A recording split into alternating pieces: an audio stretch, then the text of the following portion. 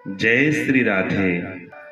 एक बार राजा पांडु अपनी दोनों पत्नियों कुंती तथा माद्री के साथ आखेट के लिए वन में गए। वहां उन्हें एक मृग का मैथुनरत जोड़ा दृष्टिगत हुआ। पांडु ने तत्काल अपने बाण से उस मृग को घायल कर दिया। मरते हुए मृग ने पांडु को शाप दिया, राजन, तुम्हारे समान क्रूर पुरुष इस संसार में कोई भी नहीं होगा।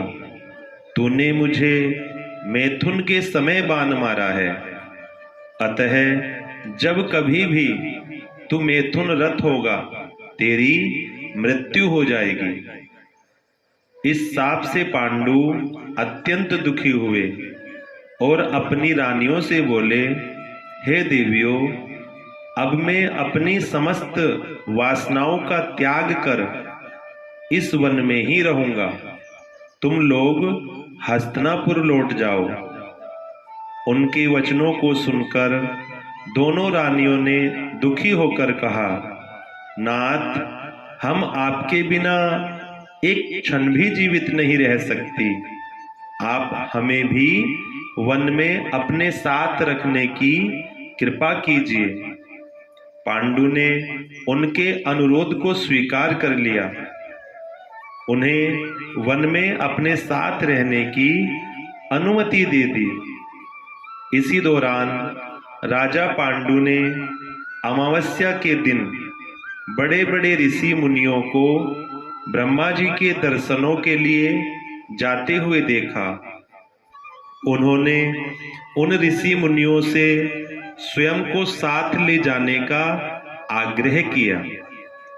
उनके इस आग्रह पर ऋषि मुनियों ने कहा, राजन, कोई भी निसंतान पुरुष ब्रह्मलोक जाने का अधिकारी नहीं हो सकता, अतः हम आपको अपने साथ ले जाने में असमर्थ हैं। ऋषि मुनियों की बात सुनकर पांडु अपनी पत्नी से बोले, हे कुंती, मेरा जन्म लेना ही वृथा हो रहा है, क्योंकि संतानहीन व्यक्ति पितृ ऋण, ऋषि ऋण, देव ऋण तथा मनुष्य ऋण से मुक्ति नहीं पा सकता।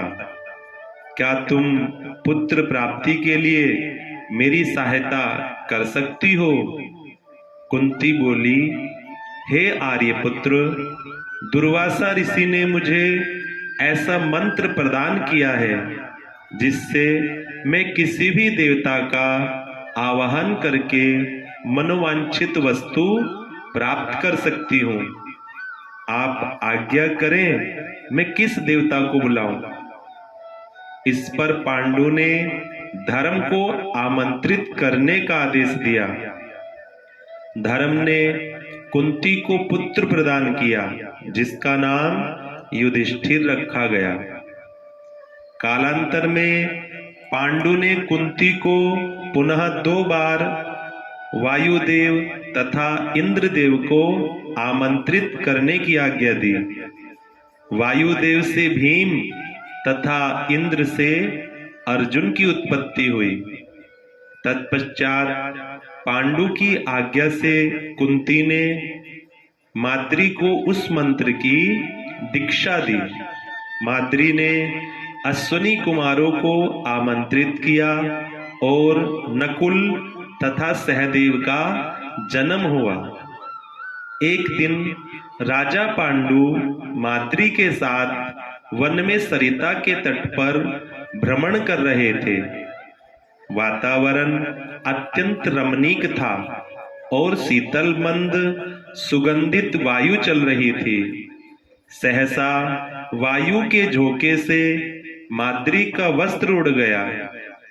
इससे पांडु का मन चंचल हो उठा और वे मैथुन में प्रवृत्त हुए ही थे कि शापवश उनकी मृत्यु हो गई। माद्री उनके साथ सती हो गई। किंतु पुत्रों के पालन पोषण के लिए कुंती हस्तिनापुर लौट आई। इधर युधिष्ठिर के जन्म होने पर धृतराष्ट्र की पत्नी गांधारी के हृदय में भी पुत्रवती होने की लालसा जागी। गांधारी ने वेद व्यास जी से पुत्रवती होने का वरदान प्राप्त कर लिया। गर्भ धारण के पश्चात 2 वर्ष व्यतीत हो जाने पर भी जब पुत्र का जन्म नहीं हुआ तो शोभवश गांधारी ने अपने पेट में मुक्का मारकर अपना गर्भ गिरा दिया। योग बल से वेद व्यास को इस घटना को तत्काल जान लिया। वे गांधारी के पास आकर बोले, गांधारी, तूने बहुत गलत किया। मेरा दिया हुआ वर कभी मिथ्या नहीं जाता। अब तुम शीघ्र 100 कुंड तैयार करके उनमें घृत भरवा दो। गांधारी ने उनकी आज्ञानुसार 100 कुंड बनवा दिए। वेद व्यास ने गांधारी के गर्भ से निकले मांस पिंड पर अभिमंत्रित जल छिड़का, जिसे उस पिंड के अंगूठे के पोरोये के बराबर 100 टुकड़े हो गए। वेद व्यास ने उन टुकड़ों को गांधारी के बनवाए 100 कुंडों में रखवा दिया और उन कुंडों को 2 वर्ष पश्चात खोलने का आदेश दे अपने आश्रम चले गए। 2 वर्ष बाद सबसे पहले कुंड से दुर्योधन की उत्पत्ति हुई। दुर्योधन के जन्म के दिन ही कुंती का पुत्र भीम का भी जन्म हुआ। दुर्योधन जन्म लेते ही गधे की तरह रेंकने लगा। ज्योतिषियों से इसका लक्षण पूछे जाने पर उन लोगों ने धृतराष्ट्र को बताया, राजन, आपका यह पुत्र कुल का नाश करने वाला होगा। इसे त्याग देना ही उचित है। किंतु पुत्र मोह के कारण धृतराष्ट्र इसका त्याग नहीं कर सके। फिर उन कुंडों से धृतराष्ट्र के शेष 99 पुत्र एवं दुशाला नामक एक कन्या का जन्म हुआ।